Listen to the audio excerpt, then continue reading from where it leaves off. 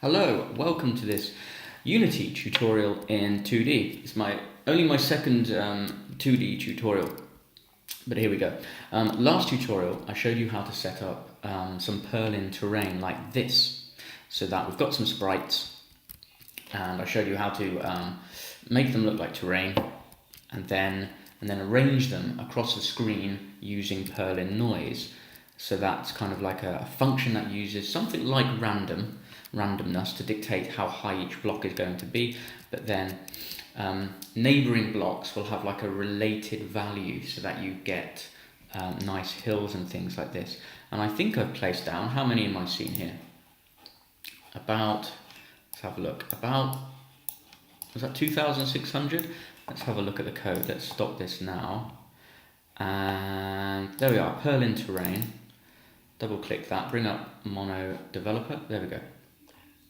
Right, so this is the code that I showed you with a few adjustments from the last video.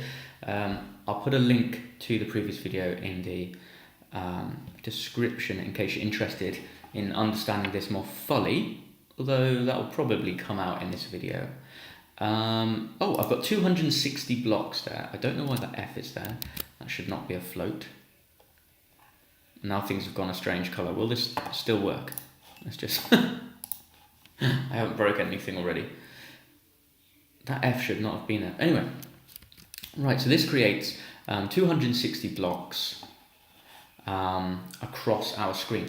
But what if we wanted to make this infinite? What if we wanted just to keep going to the left or the right, and we wanted the Perlin noise function to keep generating our terrain? How could we do that without using up an infinite amount of computer memory? Well, the method we're going to do is this. Let's say our character, moves one block to the left. I tried to move one block, I think I've slid around a bit.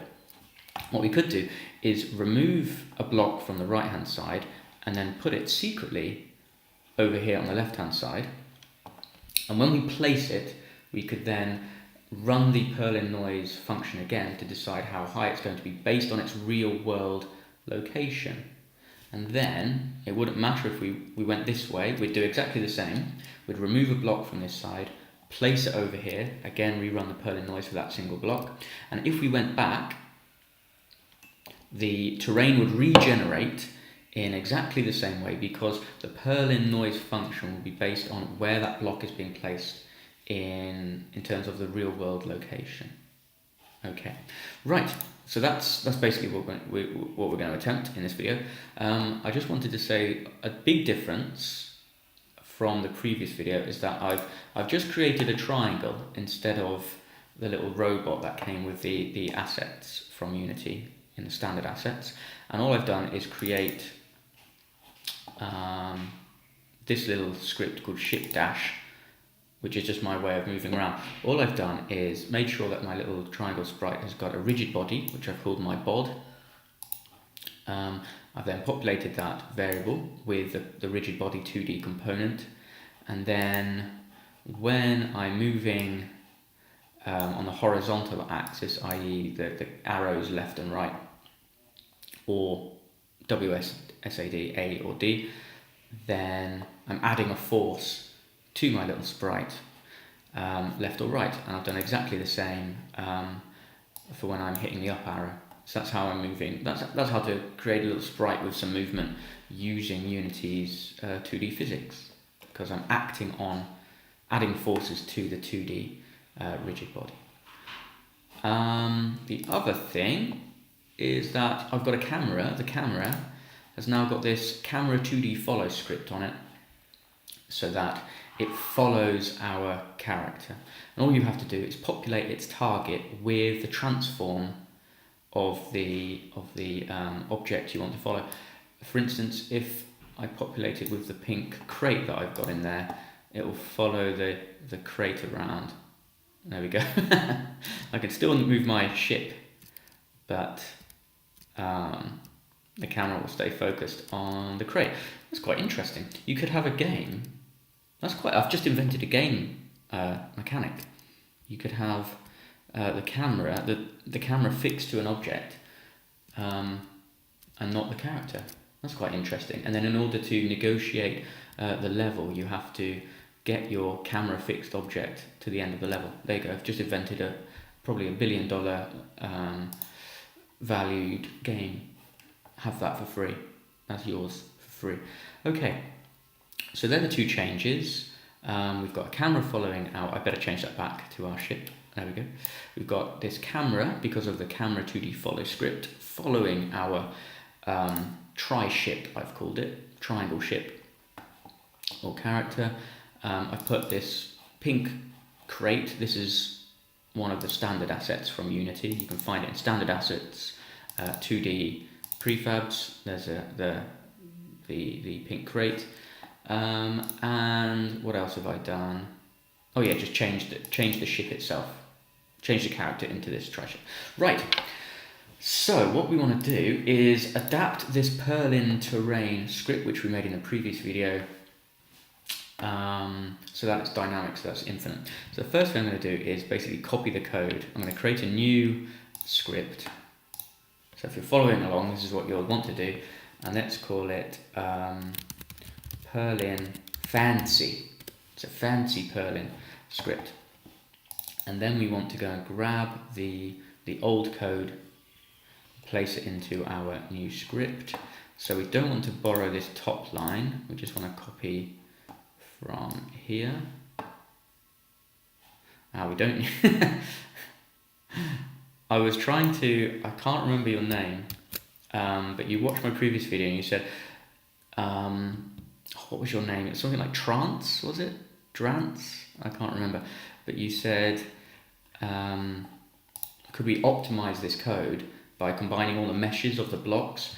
And then, being used to 3D programming, I started to write some code to combine all the meshes of the blocks, and I realized they don't have meshes, they're just sprites in 2D. So that was just a waste of my time.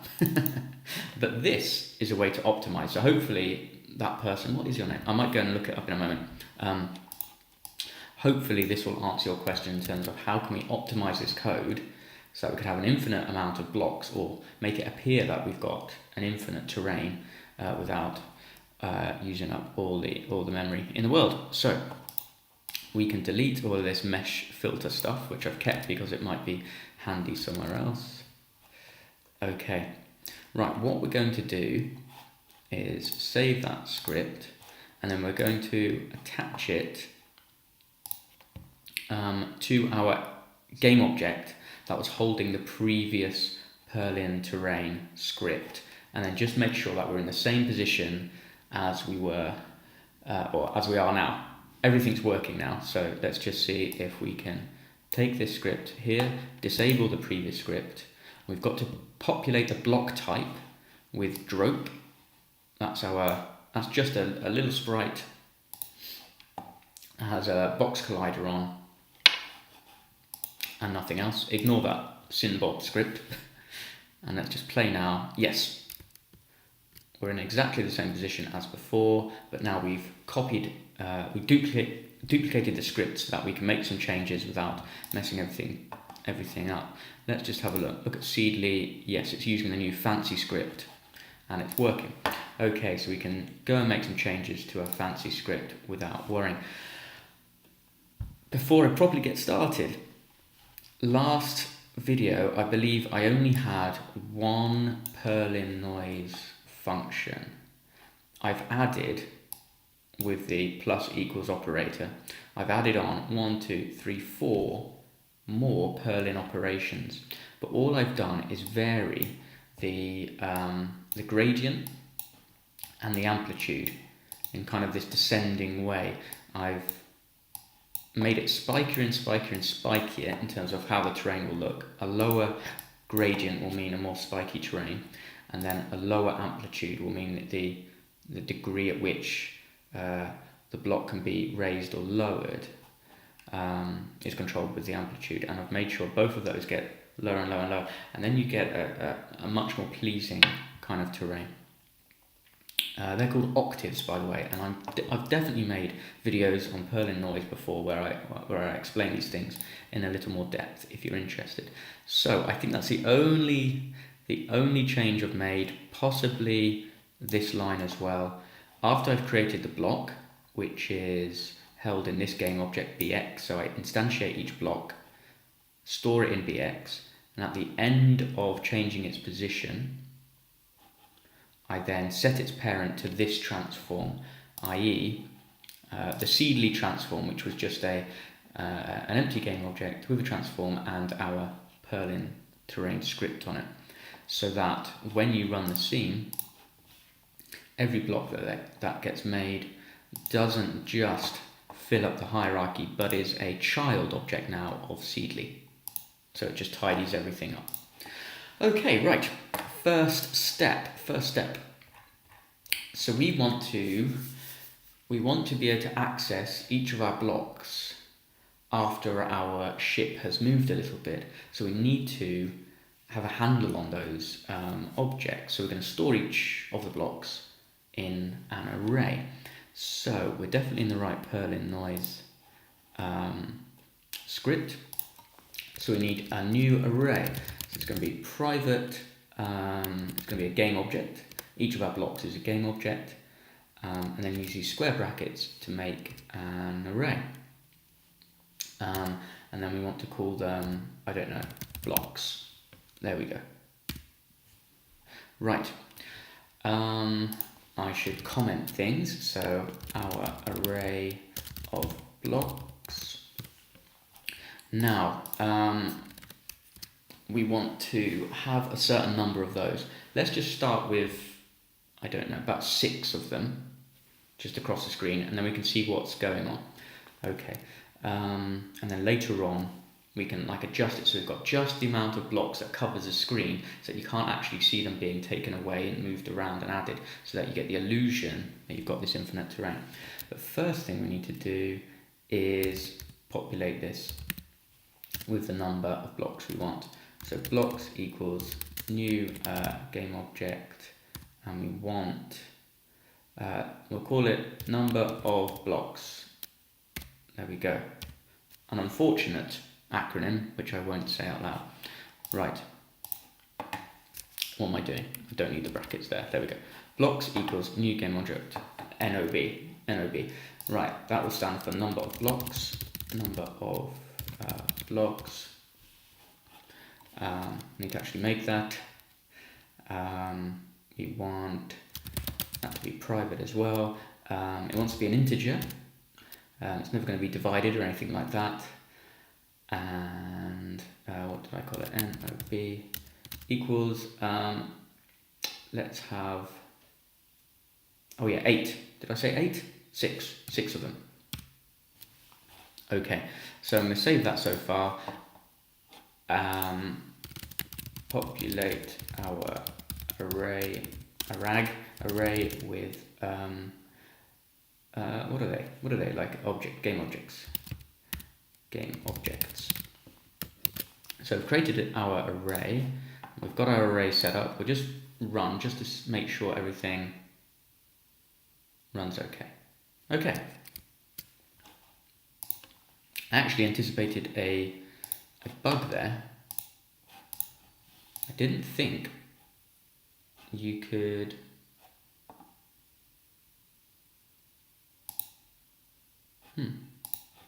use an integer. I thought this would have to be a const. Anyway, let's continue. Right, loop through blocks. So this number now wants to be changed here. Oh, another change. I think there's another change. I've used this scalar for positioning each terrain block, which is just the length of each block times this fudged number, this little hack there. Okay, so a scalar is just how much you have to shift along to place a block. So it's a distance approximately of one block from another block. Okay, do I have to change that? No. Right. So then we want, after we've created our block and maybe after we've positioned it and things like that, we want to place it into that array. So how do we do that? We say blocks push, no, blocks I equals bx. There we go, should be as simple as that.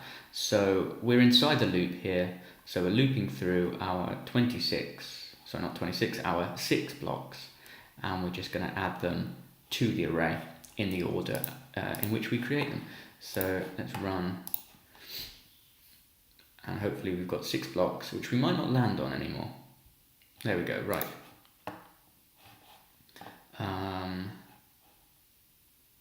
So let's start our ship to the left a little bit here. 3, not 0. Oh, try -3.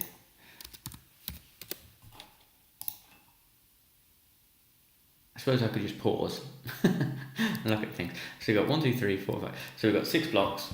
Lovely. Let's just pause.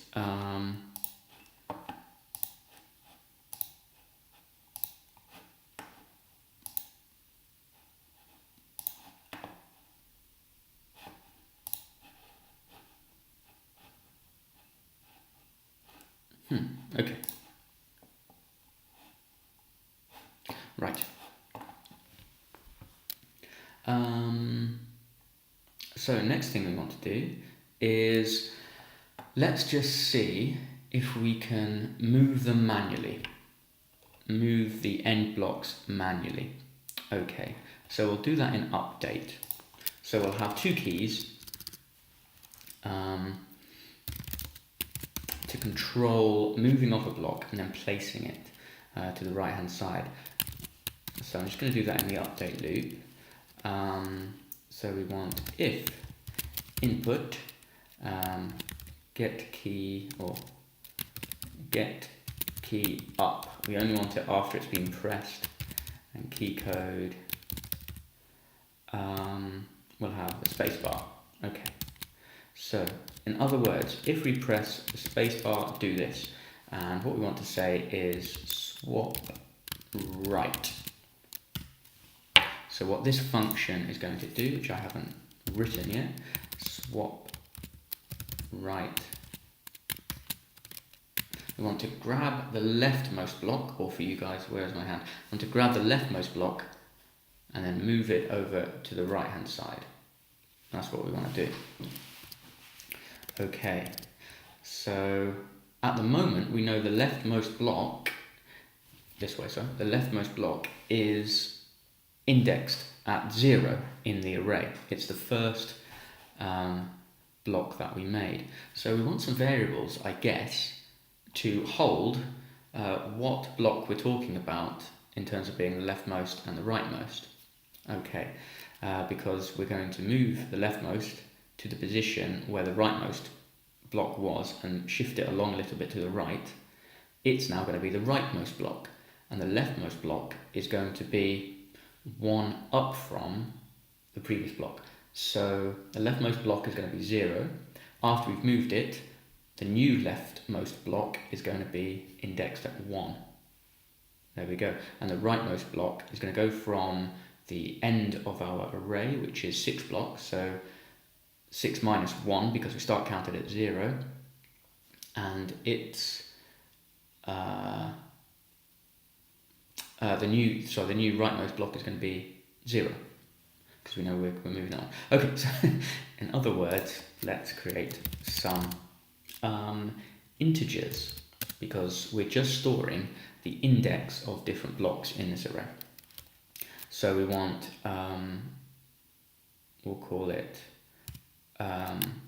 index left for leftmost block equals 0.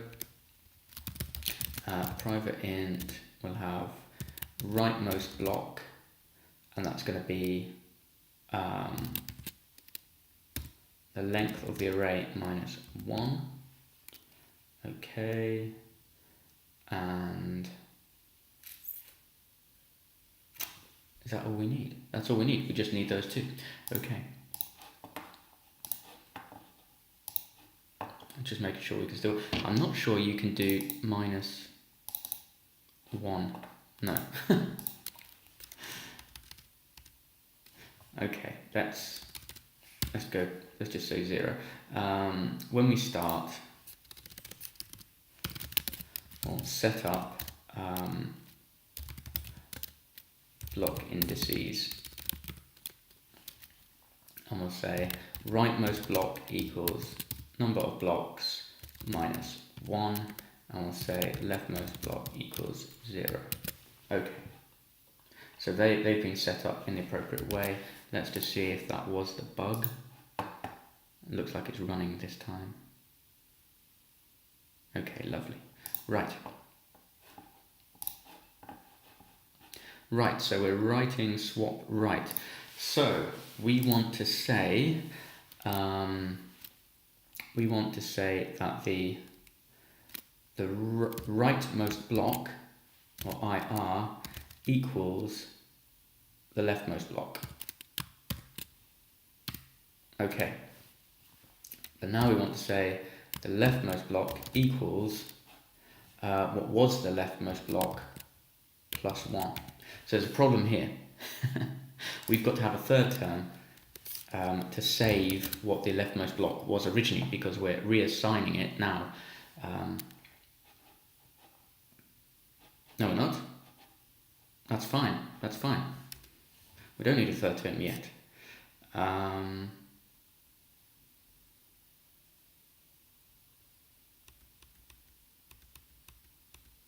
Does that work? Does that work? The rightmost block will be the leftmost block, and then the new leftmost block will be leftmost block plus plus.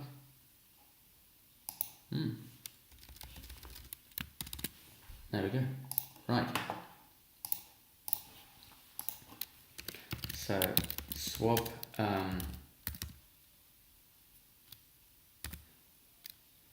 index numbers, swap indices, I'll do.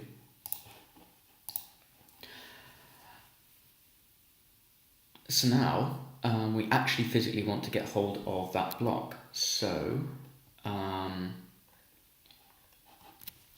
we can say blocks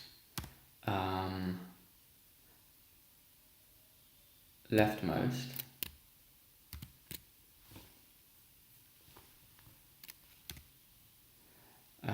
transform position equals the rightmost position. So in fact we want to do this before we swap things around. Okay. Equals blocks rightmost position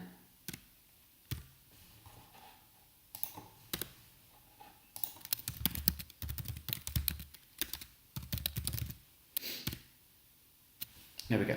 So essentially we've said the leftmost block, your position is now the rightmost block's position, and then we want to scoot it over a little bit. So we're going to say blocks leftmost, which is now in the rightmost position, transform. We can do that with a translate. So translate, and this will take a vector 3, just want to move it right, times scalar. And if you remember that scalar, I think I added since a previous video, I've mentioned it once, just to remind you, it's just the scale of the block type, so its length, times this little fudge factor there, so it's just how much to adjust each block when you place them along the x-axis. Okay. Now we want to swap the indices and say the rightmost block is the leftmost block. So if it was 0, the rightmost block now is 0. The leftmost block is now going to be 1, and we've adjusted for that. Okay, so let's just bring those together and comment on what we've done. So we said move leftmost block to new position on x-axis. So that's what we've done there. We've swapped the indices. It's a good idea in comments to say what you've done and then why you've done it. so we swap the indices so that we know which are our end blocks in the array. Okay. So the final thing for us to do is finally calculate the new height of block according to Perlin noise. Right. Before we do anything, let's just see if we can run this.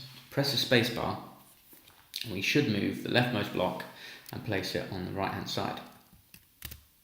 Okay. This is actually working. The first time. Brilliant. So, it looks a bit like Snake. Right, there's an exception there. Index out of range. Right, what have I done?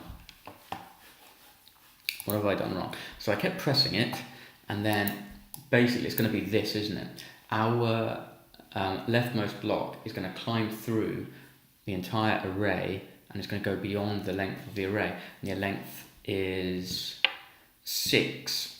So we just want to do a check here. We want to say if IL equals equals that number of blocks. Could do the array length, would be more dynamic, but I don't think we've not got dynamic arrays, have we, in Unity? Equals that. Then we want to go to the beginning of the array again. So equals 0. So have we hit the end of the array? If so, we must have first object in array again. Okay. So let's before we test that, let's copy this and adjust it so that we can move left. So swap left instead of swapping right. So we want to say the rightmost block will equal the leftmost block's position, and then the rightmost block, we're going to slide it left this time, or minus right would work. And then we're going to swap the indices. So the leftmost block is now what was the rightmost block, and the rightmost block now descends. So we want minus minus. Imagine if we've got block number 5, we've moved it, sorry, this side, block number 5, we've moved it to the leftmost position. This block number 5, the the rightmost block is now going to be number 4 in terms of where we've placed it in the array. Okay, have we hit the end of the array? We're going to go left. So if it equals minus 1, then we want it to be the end of the array, basically. I think that works. I think that's right. Have we hit the beginning of the array? Have we hit the beginning of the array? If so, we must have the last object in the array again. So yeah, we've slipped off into minus 1. There's no such index. 0 is the first object we can get hold of in the array. So we now want the last object in the array, which will be number of blocks minus 1, because we begin counting from 0. Right, we'll save that. And we want to swap left when we hit another button, another key. So when we hit, I don't know, Q,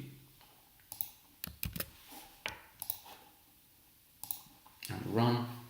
So we want to test that we can move in both directions. We also want to check that we can go beyond the end of the array, i.e. we can loop round, iterate round our block. So it moves a bit like Snake. Oh, that was working. And I've fallen off, so I can't test the other direction. Swap left, I've got to test. Oh, did I change? No, I didn't change the name of the function in here. Swap left I want to go to. Right, let's check that. So if this works, next thing we want to do is adjust it according to Perlin noise. So we could grab, yep, that's working, going left, and it's looping around the array, no problem. Okay. So we just want to grab the Perlin noise code here.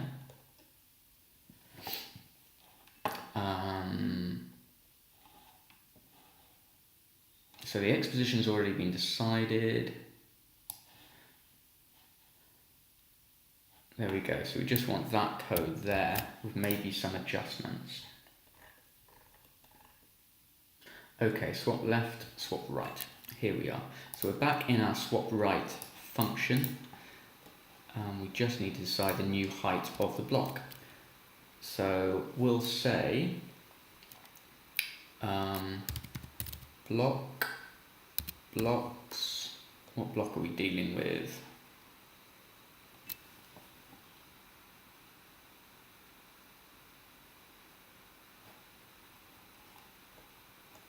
We want this to come up block. We are dealing with the rightmost block now, to be confusing. We could just do this, I was just thinking about doing this coding up here, and then we're consistent with what block we're talking about, but block, the rightmost block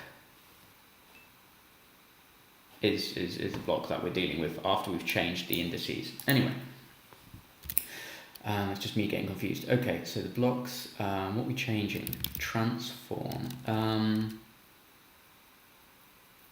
You can't change just a single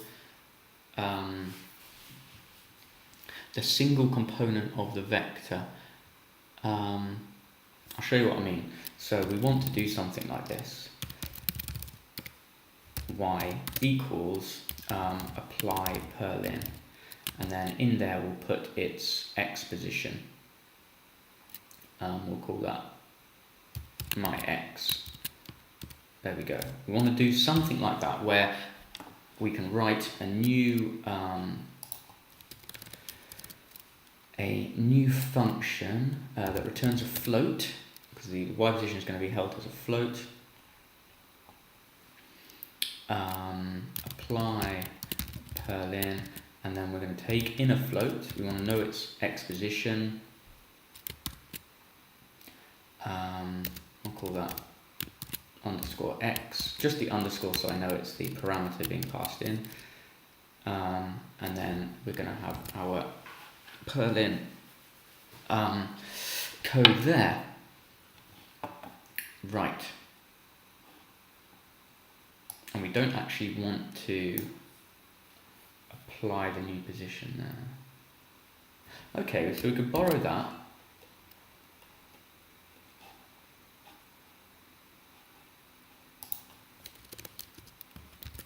And put it here just for now. I'm just going to comment that out. Okay, so my X, what is my X? We need its new position. So float my X equals, and we want its world position. So blocks, rightmost block, transform position X. There we go. And then, yes, this first number in the Perlin noise is this I is relating to its position in the loop previously. So we don't want that there. We want to say its X position. There we go.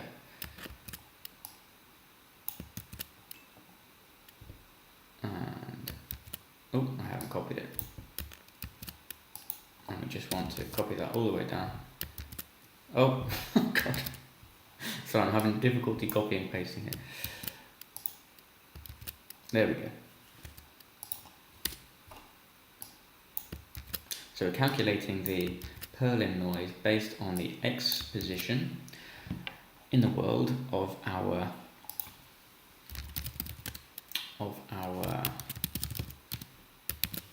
block. I just forgot at the end of the function we'll return the overall Y position that we've calculated.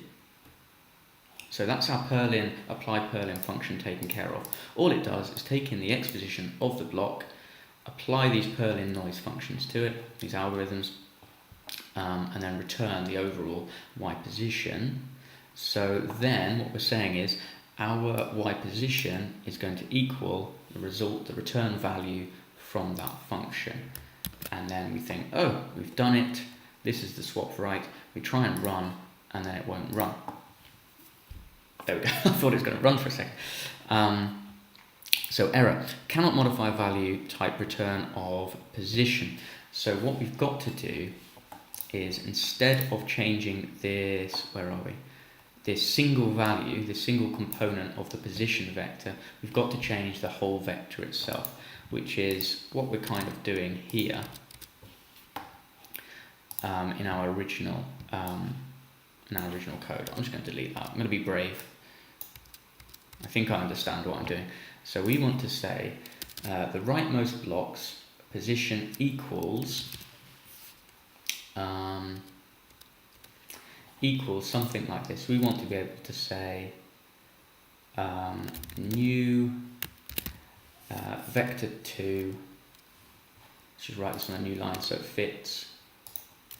And we want to say my X, because we're going to store its X position there, and we want to say my Y.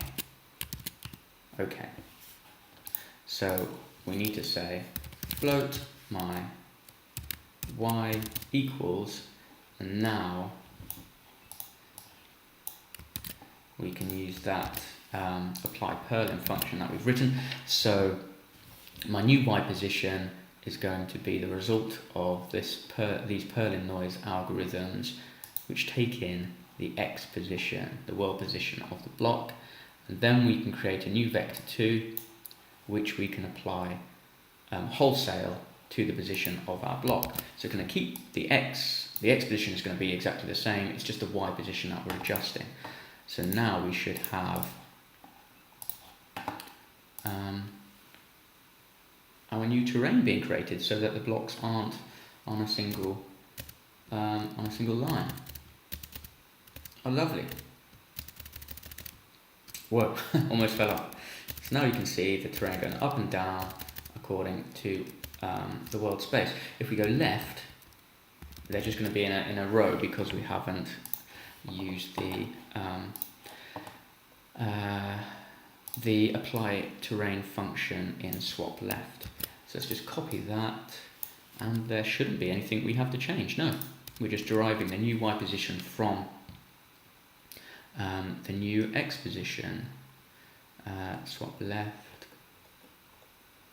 There we go. So finally calculate the new height of the block according to Perlin noise.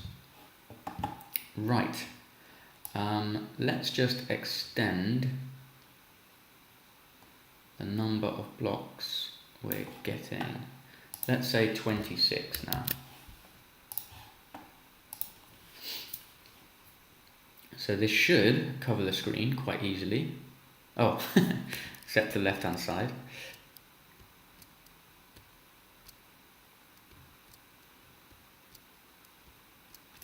There we go, press spacebar. You imagine if we tie this up now, the next step is with the movement of our ship, then we get this wonderful illusion of never-ending terrain. At the moment, I'm just hitting the spacebar. If I stop hitting the spacebar, we've run out of terrain. Again, another idea for a game mechanic might be like a kind of procedural track that goes ahead of your vehicle or character or whatever else you've got. There we go, we've almost finished. You can see the procedural landscape taking shape in front of us. So let's just do one final thing, which is to track the ship's movement. So I guess we want to do this in update. So a bit of pseudocode. So has the ship moved enough? If so, decide which direction and swap right or left accordingly. Okay, so we want to ask a question. If, we'll call it my ship, if my ship's position, I guess, transform position on the x, we're only talking about the x value, minus, let's imagine we've moved to the right. Let's just do it that way. Or we could get an absolute value. Yeah, I think, oh, then we wouldn't know how much it's moved. Which direction it's moved. Okay, right. Well, imagine we've moved to the right-hand side. So we're going to say, so its position, the ship's position, is going to be larger than the original position. So its original position. So we need an orig x. So if the ship's new position minus its original x position, if that is greater than, let's use our scalar. Remember, the scalar was the length of each block. It's greater than the scalar, then we'll swap right. So we're going to add a new block to the right hand side. So we need to go and create our orig x.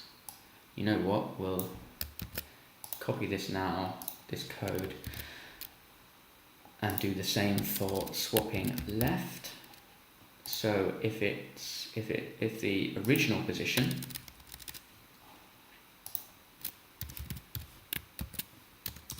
minus the ship's current position is greater than the scalar, then swap left, because we're going in the opposite direction, or for you guys that way. Right. So we need orig x. So actually we need my ship first. Which objects movement are we tracking? So we want a public, let's make it public so we can just drag the object in the inspector to this field. Public, it's going to be we just need a transform, we'll call it game object. Game object, my ship equals null to begin with, and then we need a private float orig x equals 0. Right, yes, every time we've swapped, we then want to say the origin of the ship is where it currently is. So it has to, the actual ship has to move again before we swap left or right. Else we'll have blocks constantly moving.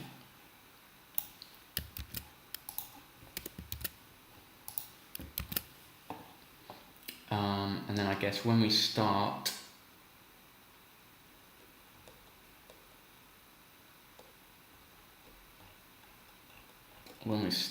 everything, we want to set the original, or store the original position of the ship. So store original position of ship. So that's orig x equals my ship transform position x. Right.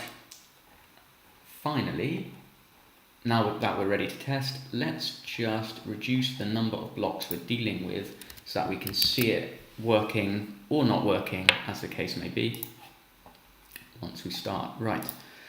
and I think we should finish the video soon. I dread to think how long it's been. Right, null reference exception, object reference not set to an instance of an object.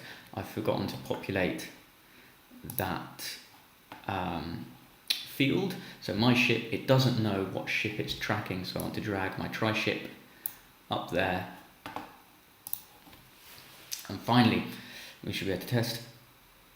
Okay, I even saw it beginning to work. So if I move left, yes, we're swapping left. I know that the Perlin noise is not working as we're going left, which is a complete mystery. Oh, I know why. We're applying the Perlin noise to the rightmost block instead of the leftmost. When we're going right, it's working. Okay. Well done if you spotted that bug. I said those fatal words. So when I copied this code to apply the Perlin noise, I forgot to change these indices, because when we're swapping right, we are talking about the rightmost block, but when we're swapping left, we're now talking about the leftmost block when we apply the Perlin noise. And I said, fatefully, I think we don't have to change any of the code there. We don't have to swap anything. Right, let's run again. Nice to have a little bit of a bug to work out. Okay, so this time I'm going left, and it's kind of working. Now, the reason why we had that big jump, that big difference, which is very disgusting, is that when we're originally calculating the Perlin noise, we're not doing it according to the position of the block in world space. So we're not being consistent in how we're calculating our Perlin noise. If we now go right and left, everything's consistent because we're calculating it in the swap left and swap right functions. So there we go. So that's how to create infinite terrain, and if I keep the view like this, with only a few blocks, you can see how it's working. Obviously, if you stretch that beyond the screen, then you've got the illusion of infinite terrain. And we're only dealing with the same number of blocks. We're not re-instantiating them, we're just moving them around, which is a bit like an object pool. Okay, except we're not switching them on or off. All that's happening off screen. Okay, right. So I think I'll just tidy up the start. So we don't want to calculate the Perlin noise here according to its index number. We want the world, its position in space. Okay. So it's X position, basically. Okay. So we can just copy